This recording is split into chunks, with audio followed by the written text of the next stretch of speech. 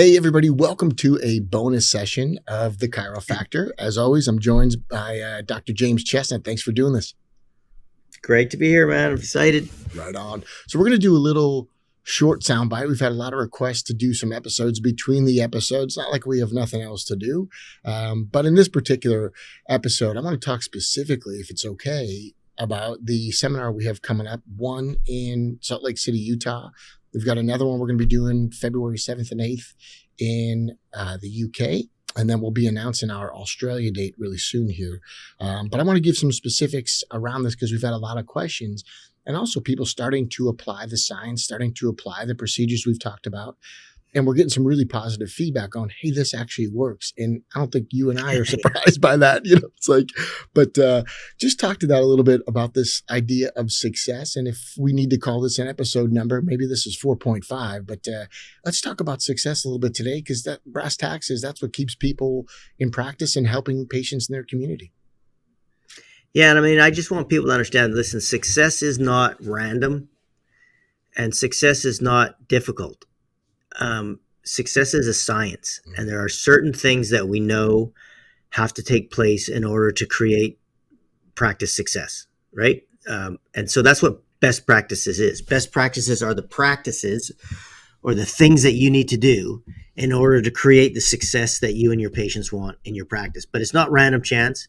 And Brad and I have spent a lot of years with proof, and we have a lot of proof of concept on every aspect that you're going to teach. There's people already doing it with enormous success, producing what they want, which is right, clinical excellence, which produces great outcomes for the patients and great outcomes for the doctor in an environment that is conducive for all people to be enjoying the interaction, right? The staff, the doctor, the patients, everybody. And I think, just with that in mind, I think that, that's the value of this thing, right? Is that, well, actually the value of it is that we're going to teach you how to create need and value for every patient, because that's what determines that's the buy, right? And so they can't get benefit from you unless they get the care. And they're not going to get the care unless they perceive value in it. And they're not going to get the right care recommendation unless you perceive value in being ethical and evidence-based and giving them enough care to get them better. And so, you need patient compliance for this thing to work, but you need doctor and staff compliance as well. And then you need to know what to comply to. And as we were just kind of talking off air there, Brad, is like, listen, my expertise is in patient management, like what to do, how to assess them, how much care they need, what the evidence says about that, how to educate them, patient education, doctor and staff education, all that stuff. Like, and then Brad's expertise is practice management, right? If I'm the patient manager, Brad's the practice manager, which is, how do you implement all that? What's the right thing? Then how do you implement the right thing? How do you do it in a system? How do you be profitable? How do you get people in the door? How do you keep them in the door? How do you speak to them in a way that makes sure you create this this therapeutic or working alliance, right? This environment that creates compliance. And I think, I don't know if this has ever been done like this, man. And, No. I think people just need to realize what the value of this is. And it's hard to communicate it unless you're there, but man, be there is my thing. Yeah. So we're going to do this October in Salt Lake City, Utah. We're going to plan another U.S. date that we'll announce as well, coming to the U.K. in February. We will be announcing the Australia date. I know we have some docs chomping at the bit, but I think really what we Aussies are like, come on, mate, let's go do it. Yeah. So what's cool about this is, like you said, that this proof of concept, it's working already. And I want people to know that too. Like, these aren't theories. We're bringing together the best of both. You have procedures and science that match. They're congruent. I know for sure when you get congruent in your practice, you have massive breakthroughs. Something you and I said on the previous recording was, you can't teach what you don't know. Mm-hmm. And I think a lot of docs are finding that true just in these early episodes. We plan to do this monthly and continue it. But we need feedback. We need success from docs as well. And I think really the culmination is going to be come to the best practices. It has a dual meaning on purpose. Best practices meaning best for the patient, and best practices meaning it's profitable for you. And really just kind of make you that ethical millionaire that we also mentioned. This idea that, hey, look, we're going around helping people out. You're a bit of a spiritual gangster when you do this right, because you're setting people free from the medical cartel, and it's only going to get worse. They've continually proven themselves to be prophets over people. And how many more pandemics do you need to see? And let me just be a little warning to the future. There'll be another one, because it's so friggin' profitable that there's going to be these things going on. You can't wait till they announce another pandemic until you start teaching your patients. So preemptively, preventatively, you've got to start incorporating the science into the education. That's really where these two paths meet, I think, for the practitioners. You're providing the science, and we've got a way that we've done successfully with thousands of practices that docs can now teach it. And I think what's really critical, too, is to point out maybe a blind spot for a lot of chiropractors. I hear the conversations at seminars and workshops, and I'm on the road still quite a bit every month. And I hear a lot of docs all over the globe saying, hey, we're running a team-driven practice. We have more CAs getting involved. What are your thoughts about docs getting their CAs more involved, knowing how chiropractors hire and train their teams? Knowing how they do or how they should? No, how they do. Yeah. Well, my experience has been that some docs. I mean, I know some CAs that are. I know you talk about your CA all the time, but I know some CAs that are literally like carrying the dogs, literally. Yeah. And but I also know some people who hire employees, and that's a nightmare, right? The last thing a chiropractor wants is an employee. You again, Brad. Do you remember the old? I don't know if you ever heard this one, but do you remember when they were marketing for 7-Up? Yeah. And they launched 7-Up, right? And they couldn't get a market share. They couldn't get a market share. The Uncola? Correct, dude. It's such a fantastic story, right? And so what they realized is that they were at the bottom of the cola ladder, no matter what. They were never going to beat Coke, or they were never going to beat Pepsi. They weren't even going to beat RC Cola or whatever the hell else was on there, or root beer, like Dr. Pepper, right? And so they just couldn't do it. So then this marketing person said, you need to create a new ladder, right? You're never going to climb those rungs, because it's, they have a market share which is impenetrable. But if you create a new ladder and put yourself at the top of it, called the Uncola, right? And 7-Up got there. And then what did Coke do right away? They released Sprite, and they never beat 7-Up. Right. In terms of the Uncola, right? Because they were there. So what chiropractors are doing, dude, because I like when you talk about this idea of the medical cartel and all this BS. Like, the medicine will just do what makes money, right? So when they took away liability for vaccines, like what Reagan did in '86, right? What happened to the number of childhood vaccines? Went through the roof. Because of profit. So what were kids dying of in 1985? That were vaccine preventable illnesses? What were they dying of in 1985 that they needed all these extra vaccines to save children's lives in 1987? There wasn't. And the answer is nothing. Yeah. But it was profitable because they weren't liable. So this pandemic, like you said, made huge money. Now it's monkeypox. Now it's bird flu. And by the way, they tried it with SARS. They tried it with MERS. It just didn't stick. This one stuck. Yeah. So, but chiropractors, if you're on that rung of rehab, if you're on that rung of the treatments and the therapies, the physical therapies, all these other things, the drug therapies, the pain relief therapies, if you're trying to climb that rung, you are literally at the bottom in the frickin' sewer trying to reach the bottom rung. They got all the money, they've got all the cultural authority. They're dirty. They'll lie, the Wilkes case, they'll do anything to kick you off that ladder, right? So get off that ladder. That's right. Yeah. Build a new ladder over here called Chiropractic and the Chiropractic Lifestyle, right? Which has proof of concept in terms of being healthier. Everybody's ready for it now. They've been ready for it for a long time, but they're really kind of ready for it now. So she's like, distinguish yourself as not that. Be the Uncola man. Right. Be the undoctor. Be the unmedical doctor. Be the treatment person and be the chiropractor. And what you'll realize is you'll scream to the top of that ladder, which all these people are dying to climb. That's right. So I'm going to kind of riff with that because I love that concept of the Uncola. And I didn't know where you were going with that, but I do remember that. And that's exactly what got them to the top, was a different ladder. And they became the Uncola. And then realizing they needed a competitor, Sprite popped up on the scene. And then another ladder was built. And that other ladder was Gatorade. And that's not what the category was called. The category was called sports drink. And if I were to ask the listeners, what are the top 2 sports drinks? They would say Gatorade. They'd probably think of Powerade. Yep. And then you really can't name a third easily unless we're in a really big room. And it's the truth with most things. You can name one and 2. Biggest toothpaste, Brad. They're the 2 biggest toothpaste. Colgate, Crest, right? Yeah, 100%. Same. Like you can name 1 and 2 in marketing, right? And so what we're going to do with this best practices seminar, which you need to get to, is show you how to build that new ladder from the ground up.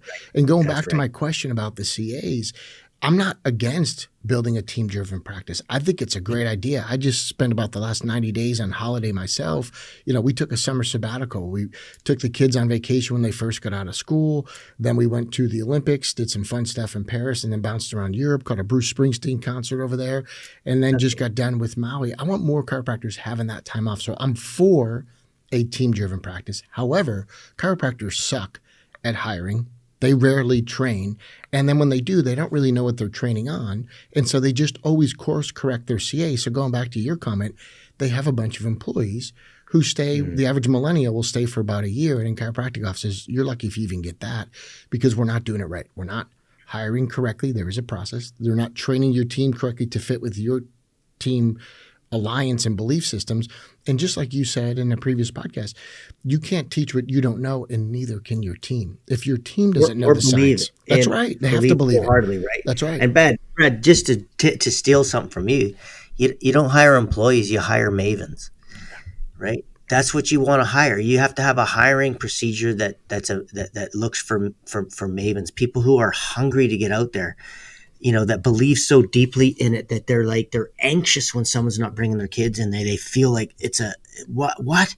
And so, and you can educate people towards that. Just like, they had to educate people about what an Uncola was, like they didn't do a marketing survey and go, what does everybody think of what soda is? Oh, they think it's a cola. Therefore we have to market as a cola. No, they said, what do we want people to think about us? Yeah. You know what I mean? And so all these stupid things like chiropractic should be about back pain because that's what people think they're about is the stupidest thing I've ever heard in my life. It's just dumb. Yeah. So, yeah, but and the other thing is, like, listen, there are certain things you need to know. There are certain things your staff needs to know.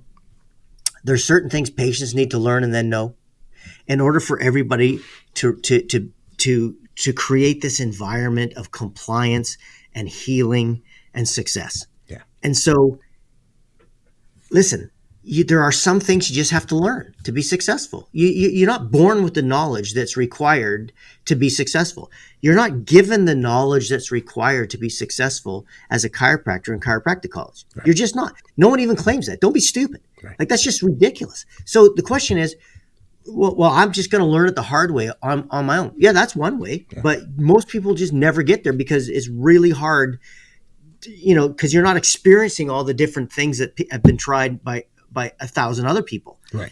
And so the reality is at this point in time, Brad, I think it's fair to say that we can be pretty sure about what kind of care you should be offering, that you're going to give it adjustment centric, that they absolutely need the nutrients and they absolutely need to do some home exercises. For right. Sure. These things can be delivered in a way that it takes no more time or effort than just the adjustment. But these other things create fast responders. They create, more income. They create more referrals. It's just a killer.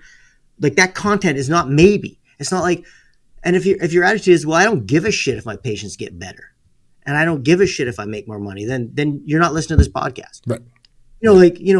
Obviously you care about your patients doing better and you doing better. Yeah. So then, let us help you learn the things that if you do these things, because what science says is, if you've got it right, then when people replicate that, they get the same result. Right. It's science.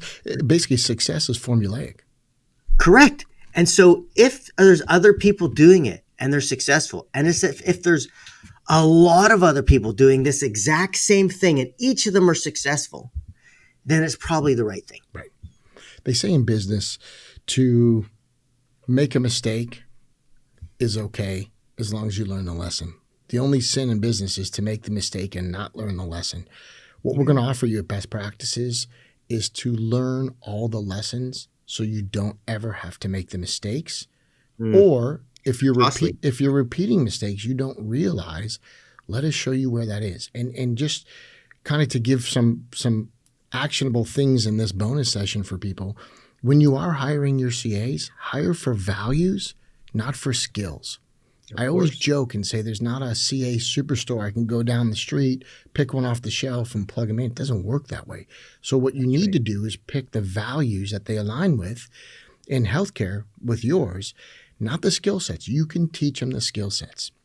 And again, this is required or minimal, right, Brad? That's right. Yeah. And this you don't need a rocket scientist to be a CA. Right. And this is where a lot of chiropractors go off and they're trying to give more to their team. And if you look at their hiring process, their training process, it's awful. This is why chiropractors default to hiring friends, family, previous patients. They're like, oh, I'll just pick this person. They're available Monday, Wednesday, Friday. We're open 5 days a week, but it's somebody. And it's like, wait a minute, if that's your qualification process, no wonder you struggle. And I see this. It's the same thing with docs trying to be successful. They have a stack of reports they've got to do on their desk for insurance verification, for approval of visits. Look, if that's you owe it to yourself to show up to this seminar because we can get you out of that insurance model. It's like you fighting for the bottom rung in the COLA war, right? It just doesn't make sense. We'll build a new ladder. And just to kind of keep with that theme, we have the COLA, we have the unCOLA, and they celebrated it. To be different is marketable. Chiropractors need to get that. Then we have the sports drinks, we have Gatorade, we have Powerade. Then there's another ladder. It's called energy drinks. We got Red Bull, we got Monster. And I'm not advocating for these drinks, but I'm just pointing out and kind of that riff that we were going down. This is how other products have been successful, is they create a ladder separate than the one they're competing in. Too many chiropractors go head on into the medical fight, and you're not going to win that. Be different. Different is marketable, but then get clear on the science. Get clear on why you make your recommendations. Also get clear on the wellness recommendations. Like, why do you do ongoing care? It's not necessarily a business model. It's a health model first, because money is never a cause. Money is the effect when you do this ethically and when you do it right. And Brad, I don't know how you feel about this, but one of the things I've experienced now is that chiropractors have to differentiate themselves on a new ladder within chiropractic, right? Because now, if you're the chiropractic lifestyle kind of chiropractor, like everything you do is about kind of like the chiropractic lifestyle, and you get adjusted, and you take care of your body, and you drugs are a last resort, surgery is a last resort. You just live your life the way that we live, right, and raised our kids, right. Like there's a lifestyle with it, right? If that's the environment they're coming into, that's very different than the therapeutic pain-based chiropractor's clinic. Everything about it is different and actually more attractive, totally. Right? Everything about it is different. And so why would you do something that works less well, that doesn't provide enough care for the patient, according to the literature, for them to even get a great result, that puts you on a rung, in a therapeutic model rung, which you're never going to be on the top of. It's just never going to happen. Just be realistic. Let's be realistic. Either you have to prostitute yourself into doing all kinds of weird stuff that, it isn't around the very single what's the most marketable thing about chiropractic? It's our product, the adjustment. If the uncola, the fact that it's not a cola, was the most marketable thing about Pepsi. They didn't market the taste. They marketed the fact that it was completely different and unique. Well, the product that we have and the results that it produces and the evidence that we have to show that it's the most evidence-based, and the experience that people get when they're under care is so phenomenal and so much better than anything else out there. The only reason why you wouldn't feel that way is because you're ignorant of the literature or have never lived the chiropractic lifestyle. And can I add a third to that? Maybe they've been away from the material too long, and they've just gotten beat up, and they started to lower their standards. Because I see a lot of that on the road. They used to practice one way, but then I just kind of changed my standards. I started doing smaller care plans. I started just doing pay as you go, and it was just less hassle. And it's like, no, you've been beat up, and we get that. But this is also going to be a seminar where we can dust you off, sharpen the edges, get you back in the game, and play to your capabilities, because too many chiropractors get beat up. They're isolated. COVID did a part of that. But also they're isolated in their thoughts and their community, and they're on an island. And so what we start doing is lowering the standards. And that's a really tough thing for me to see, because chiropractic deserves better. And even some of the chiropractors I'm in contact with have been better somewhere else in their career, and now they've been beat up and they're just dropping their standards. So if that's you listening, get to this workshop. And Brad, I'm going to just add to that too. I know we say that term a lot, but the patients deserve better. Yeah. Like well, that's the big thing that gets me is that then they say, I tried chiropractic, it didn't work. And it's like, look, this is worth taking notes if you're listening. Chiropractic is not an event. It is a process, which means give them a plan. I don't care if it's 6 visits or 16 visits or 36 visits, but pick a plan because it's not an event. The chiropractic adjustment is not a one-time thing. How do you feel 2 seconds later? Now, there's times people do feel better, but that's not how it was intended to be used for the best use of the patients. Do you know why they do that, Brad? Is because people are viewing that chiropractor as just one more treatment. So in medicine, they never quit medicine. They never say, I tried medicine, I'm not going back. But they say, I tried this drug, it didn't work, I'm going to try this drug. I tried the injection, it didn't work, I'm going to try the surgery. I tried the surgery, it didn't work, I'm going to try, the shockwave or whatever. Right? So you got to understand, when you're a therapy, people think that they can try you and see if it works. And if it doesn't work, then they're going to try something else. And that makes total sense if you're on that ladder. But if you're on a different ladder, then what you realize, yeah, exactly right. Wait a minute. I'm not a therapy. I'm not trying to give you instant relief. I'd love to, right? Some people get it. But the truth is, we've got to heal the underlying cause here. We've got to restore motion. We've got to restore stability. We've got to restore neurology. We've got to restore tissue compliance. Like there's a lot of work here for you to get better. And so, when you're communicating properly, because again, Brad, you can't teach what you don't know. But when you understand what the goal of your care is neurophysiologically, and you understand what the goal of your care is in terms of patient outcomes, and you know what the goal of your care is in terms of what kind of practice you want to build and enjoy, everything's different. But if you don't have that end goal in mind, then you're either going to be defined by your patients, by medicine, by policy, by politics, by your board, by your other chiropractors who are on the other side of the fence. I've always said, you're going to define yourself. That's it. I've always said the day someone else defines what you do is the last day you're having fun. That's it, right? Yeah, of course. And your self-esteem's gone. Right. Right. And we're waiting for that. We're waiting for other people to define what we do. When you look for approval from the medical profession, you're letting them define what you do. 6 visits or 8 visits. You're filling out insurance reports for ASHP or ACN, the Anti-Chiropractic Network, and it's just all this stuff that chiropractors get caught in. And I get it. We start telling ourselves things like, well, it's $27 extra that the insurance pays. Well, something's better than nothing. And these are cop-outs. These are people. $27 extra? No. Would you sell your soul for $27, Brad? No. Would you sell it for $2.7 million, Brad? No.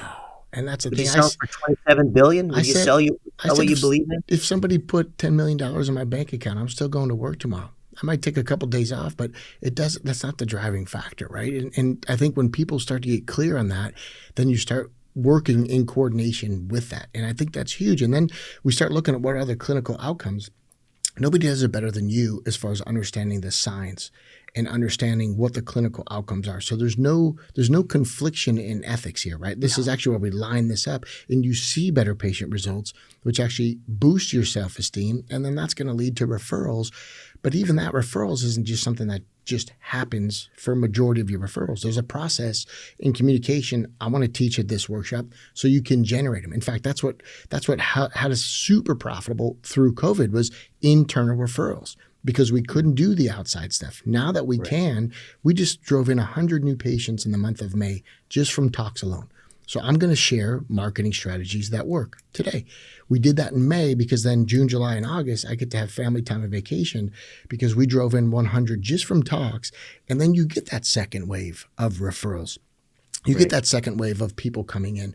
And the truth is you need your team on board. You need to do that. And this is something else I'll share with the docs that I want them to have a little introspective moment is a lot of times we provide perks to our team and we think that's culture. It's not. I'm going to really talk about team culture and how to get your team coordinated for what we call a pig and a python. You'll have big growth months, and then you have months where you don't.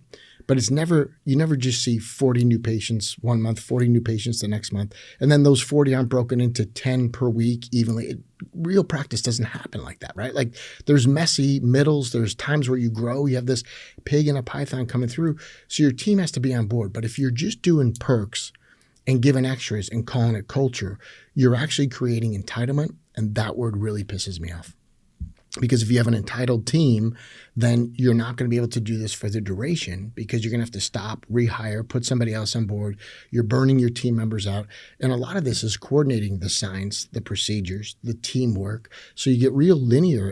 And my ultimate goal with this workshop is more chiropractors have patients coming in who have zero symptoms. I'll just spell it out.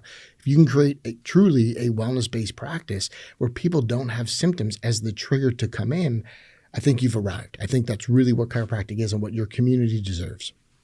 Yeah, they want to get checked by a chiropractor, a competent chiropractor. It's like you go to the dentist, you don't have symptoms. You go, I mean, there's all kinds of, I mean, we'll talk about specifics of that. And like you say, role play. And, the cool thing is too, like we're going to have people there that are uber successful at following what we teach. And then these people can interact with them and ask, it'll be kind of a neat, I've always said, I think it's neat to create that kind of tribe and environment. But I mean, again, Brad, when you speak, I just go, I love the simplicity, right? But practice success is simple. You got to get them in, right? You got to get them to sign up for care that's in their best interest, right? You got to get them to comply with that care. You've got to get them to a great outcome, and you've got to get them to want to stick around and understand why longevity within chiropractic makes it. And you got to sell them on the chiropractic lifestyle. Right. So what you do is you become their go-to for everything, because they want to live like you live. They want to have life like your life. They want to have kids like your kids. So that's this. If you're not emanating this, and it doesn't matter where you are, like it doesn't matter if you're unhealthy now or if you're healthy now, if you have a great practice now and you just want to tweak it, or if you have a practice now that you really want to move away from entirely, it doesn't matter. The idea is that there's nobody doing all of this all of the time. So everybody's going to benefit from it. But listen, what we all want to become is we want to become a practice that is self-sustaining, meaning that we have systems in place that produce the new patients. We have systems in place that get them to comply. We have systems in place that get great outcomes. We have systems in place that make them want to refer. We have systems in place that make it all very highly profitable, and it's just like, I would say this to people. Write down what practice success means to you. Just take a minute to do it, right? Either during or whatever. You can either pause this, or maybe you can do it after the podcast, but just do yourself this favor and just create the exact specific image of what a practice, the practice you want. And then what you have to ask yourself next is, what are the variables that determine that? And what I'll tell you is, we've done that work. You'll see when you come to the thing that, we'll do that same. Well, I like to do that exact same exercise. And then when you break down what the variables are and then teach the people how to take the actions to push those variables towards success, it's like all of a sudden I think people are less intimidated, Brett, right? And you have to have a couple things. Like, you can either have FU money or you can have FU certainty. Mm-hmm. You and I have both, which is kind of cool, right? FU squared. Sure. Yeah. But the reality is, I only got FU money because I had FU certainty, and I bet you would tell me the same thing. For sure. And a lot of my certainty I got from you. To be fair, and so I know you often heard that I was quoting you at seminars, and I was, because that's where the certainty comes from. Yeah, that's the foundation. You have to have that. It is, man, because when you're certain in what you're doing is the right thing, and you're certain in the systems you're going to implement produce success, that's the foundation that you need. But you gotta listen. Chiropractic's a shithole if you don't have FU certainty. It's you don't have all the cultural authority. People don't automatically go, oh, you're a chiropractor, you're a genius. Oh, you're a chiropractor, you get the best results. Oh, you're a chiropractor, you're the most evidence-based. So listen, you need to be so freaking sure and so certain, based on good evidence, like the best evidence, that you are impenetrable. Right. And then when you start with that, and then we build on top of that certainty all of the systems that are in place, and you realize those systems are all about producing care plans that are based on the evidence, so that there's no guilt, there's no second guessing, or can I say that, should I do it? Everything is basically laser ethical, and there's no mutiny from your team because they believe it too. Zero. That's right. And you can teach them that stuff, and then you're literally, you carry yourself differently. But man, I honestly, Brad, I don't know anybody, unless you're inherited it, I don't know anybody who's ever been successful at anything without FU certainty about it. That's right. That's right. I do not believe it exists. And we're going to do a CA breakout. We're going to do a student breakout at this workshop. October 18th and 19th. We'll be in Salt Lake City, Utah. Massive airport, tons of flights going there. We've got What's the hotel again? I'm going to ask you that. It's the Hyatt in town, but we've got a room block where the room rates are about $220 a night. So $220 a night is a huge discount. It's going to be a great venue. We'll do breakouts for students. We'll do breakouts for CAs. And the main thing docs are going to get out of this is really the procedures to chunk this thing down. You and I talked in episode 3 or 4 about having goals from the patients. And the reputation we've had in teaching this to doctors is nobody does it better. We lay out procedures so you have goals in their terms that are second to none. I see a lot of chiropractors making mistakes in laying out goals and then putting a time frame to it. Big freaking mistake.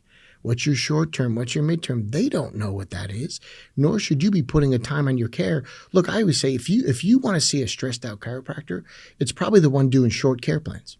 It's probably the one setting goals and time zones to it. Like, we're going to achieve this by then. You don't know that. Honor principle number 6, it's going to take time. And coincidentally, you don't have the Rosetta Stone to know how to translate when that time is for them. You can't put time on these goals. And I see this all the time being taught and matriculated through to associates, to team members, and it leads to disappointment because it's an unrealistic expectation. So we're going to teach you, the doctor, how to set this right from the framework so that as you carry through, you build momentum. And if you don't know this yet, momentum cures everything. If you have a patient who's hitting targets and goals, seeing success, watching a objective reduction, based on science, based on the research. You shared the Haas study early on in one of these podcasts, and the amazing amount of confidence people got just from the Haas study saying 50% of the people are better 50% of the time at 12 visits, which is a reason to continue on. 50% are 50% better only. Those are the fast responders. The fast responders. And we had so many chiropractors go, I was only doing 8 visits. I go, well, you're not even up to the minimum. You know what I mean? It's just like, so people are just not aware of it. They've heard so many lies about it. And the other thing, Brad, is that, one of the things I think that's killer is the addition of this ability with the SHA to monitor the state of subluxation, so that when people say I'm not getting better, you go, well, you are, because your subluxations are improving. That's what the care does. Yeah. The care is improved. The other things are going to come along. They might come along fast. They might come along slow, but this is the underlying cause and it's working. Right. You can feel confident that we're moving in the right direction. After 12 visits, this is what I show you. After 24, this is what I show you. We've never had that before. Right. And so you can't do it with x-ray, right? There's no way you're showing changes in x-ray at 12 visits. There's just no way, man. No. And all the other things we have are up and down, who knows? But this is killer, so that that you're going to be able to show them gradual improvement with time, with care.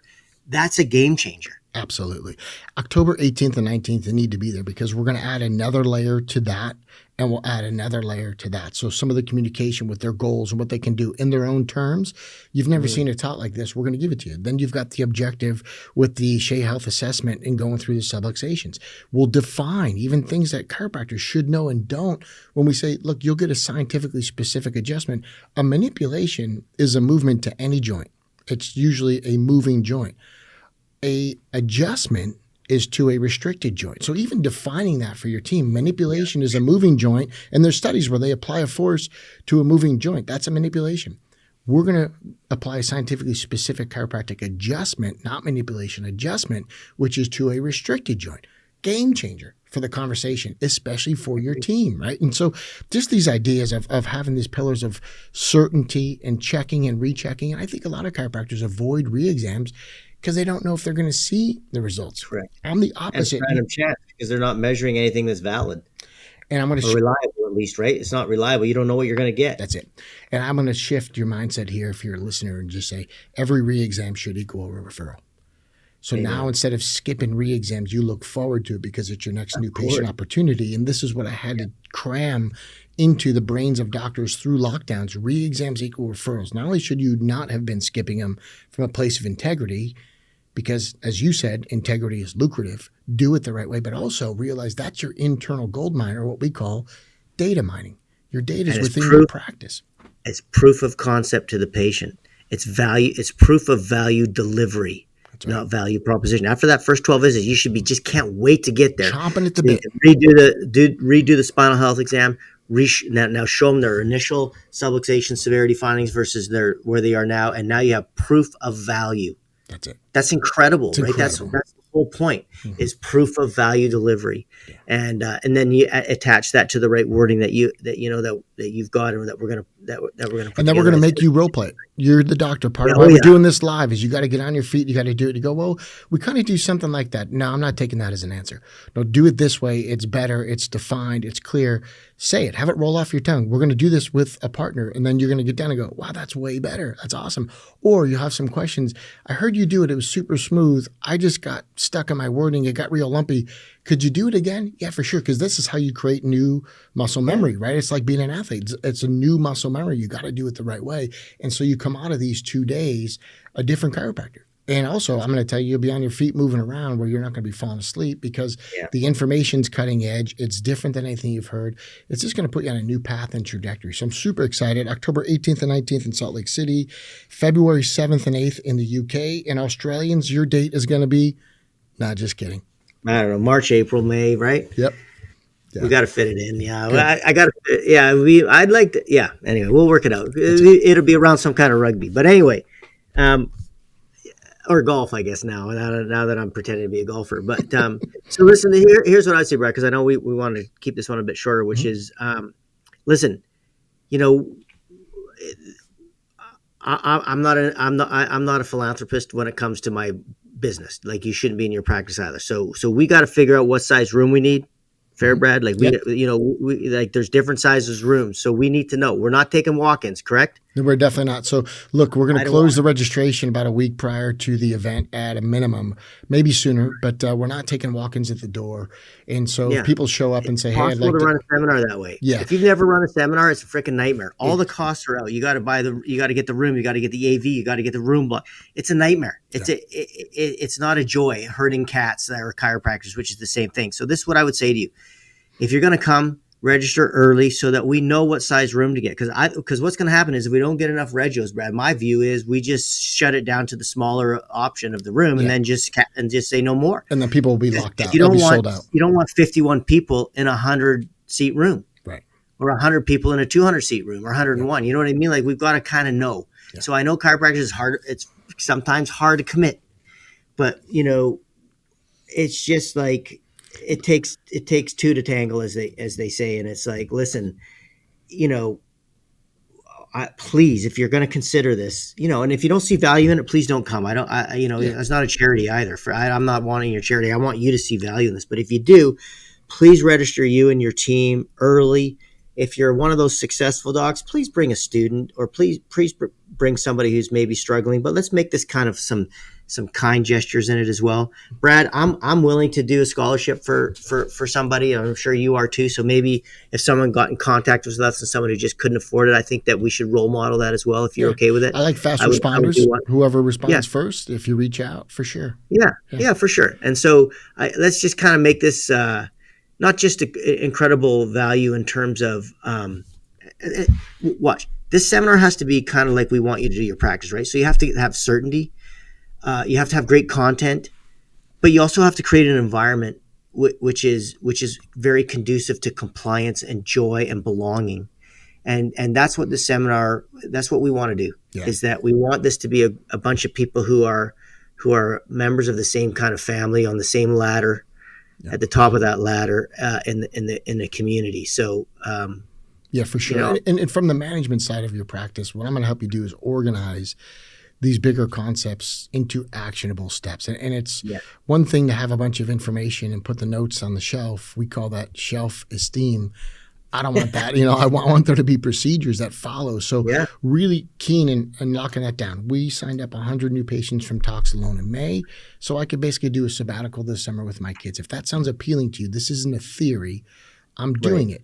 If you like this idea of having FU squared, just having the certainty and also massive amounts of profits, then get to the workshop.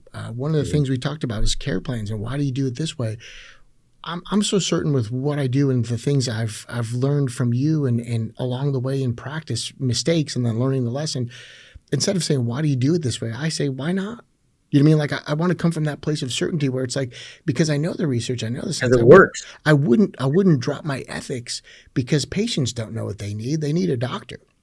Yeah, And for so sure. to me, it does work. Absolutely. And I think what's really critical in this too, is that some of the best studies and research that you have not yet shared. I'm talking about the meta studies. I'm talking about the breakdown of what a meta study is a bunch of studies that they've looked at and said, what are we finding here? When you go through the meta studies at the workshop, people will have their mind blown. You know, the Haas studies, it's like an appetizer, right? And I think some of the best research and science you're going to share, and then having people understand it as a team creates a culture you can then carry through. So all of that is to say, get there in Salt Lake City, October 18th and 19th. The rooms are inexpensive, but the venue is beautiful. I think your environment sets your physiology. So it's a learning environment. It's going to be active. There's going to be successful people there. But yet we're doing it on a budget. So it's an inexpensive room. Flights are super easy. Salt Lake City Airport. When we come to the UK, we'll probably do it in or near Heathrow. Just for the same reason, we have docs coming in from all over Europe. We've already had docs in other countries by for the UK date. And I think what's important about that is then it becomes part of your physiology. The highest level of learning is the experience. So to do it, to role play it, and then to have you share some of the best studies, which we haven't covered yet on these podcasts, you'll get those at the live workshop. Do your chiropractic soul a favor, get there. And as James just mentioned, if you wait too long, you could be locked out because it'll be sold out. We're at a fork in the road right now where within the next 10 days, we got to pick the bigger room or the smaller room. So if people don't sign up, we'll probably go with the smaller room, which means someone will get sold out, and we won't take registrations at the door. Just to be fair, I have to get that off my chest. We just can't afford to do that with the materials we're going to provide, the notes we're going to give you, the research articles. Like, there's a lot of prep work for us. So please, pre-registration is the only way you get in. Let me just say that. Cool. Yeah, I mean, well said. So, I mean, I think it's like, hey, listen, at this point, you either feel like you have the perfect practice, you don't need something, or you feel like, you know, what we're offering is useless and it doesn't resonate with you, which is okay too. But if it does resonate with you, then you need to take some action to improve your life and your practice. And so I hope you do it. And I you know, I think it's going to be fun. And I do think we'll, Well, I want to say thank you to you too, change because some lives. we've got some high level athletes as patients. That's not the majority of my practice. I always like to give that disclaimer. But I couldn't stay in practice if I was only seeing pro athletes. You know, a lot of it is fulfillment for me. Right. A lot of it's fun. A lot of it, admittedly, I leverage it. So we just had some patients at the Olympics. But I often get asked, if we're doing high volume and it's highly profitable, what's the quality of the care?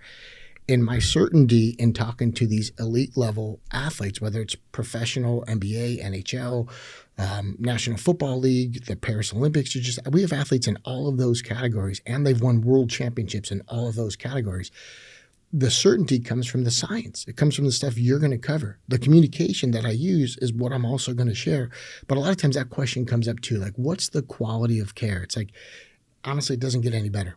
You know, these are world-class athletes. They have the means to go anywhere else, and they're doing this because I explain it the way I understand it, which is what you're going to give everybody. And so just to put an exclamation point on it, it's going to cover all the categories. And even if you just need a redip, you know, even if you haven't been to a seminar lately that set your soul on fire, come to this.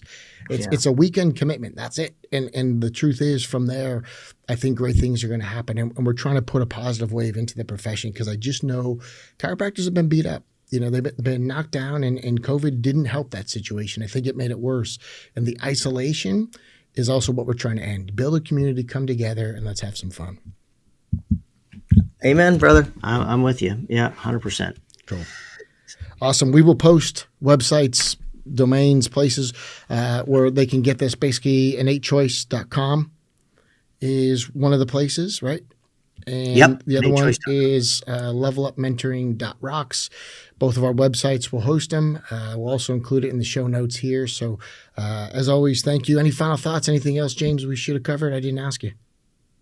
No, I don't think so, man. I just think, well, I would just say quality care means that you're providing care which gives the patient the best statistical chance to get better. And that, so what does that mean? It means adjustments, it means essential nutrients, it means exercises, and it means a good adjustment, and it means an environment where they feel trust, they feel certainty about your competence, and they feel that there's compassion.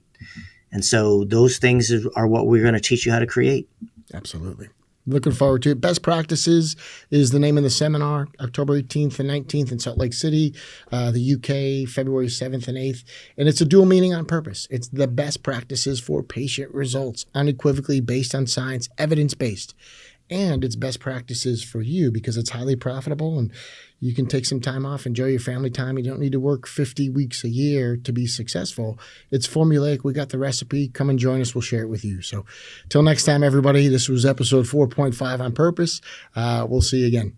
Hey, everybody, if you want more information on future podcasts, go to James's website at innatechoice.com. On that website, you're also going to find some of the science, some of the research, and a ton of great resources to help you become the wellness solution in your practice. If you want to join us for the live seminar, you can come to the Best Practices seminar by also going to innatechoice.com. So listen, if you want to sign up for this podcast, if you want to get, notifications of when the new one's coming out and all the other great resources that Brad has, go to levelupmentoring.rocks. You can also register for the upcoming best practices seminars there. And again, it's levelupmentoring.rocks.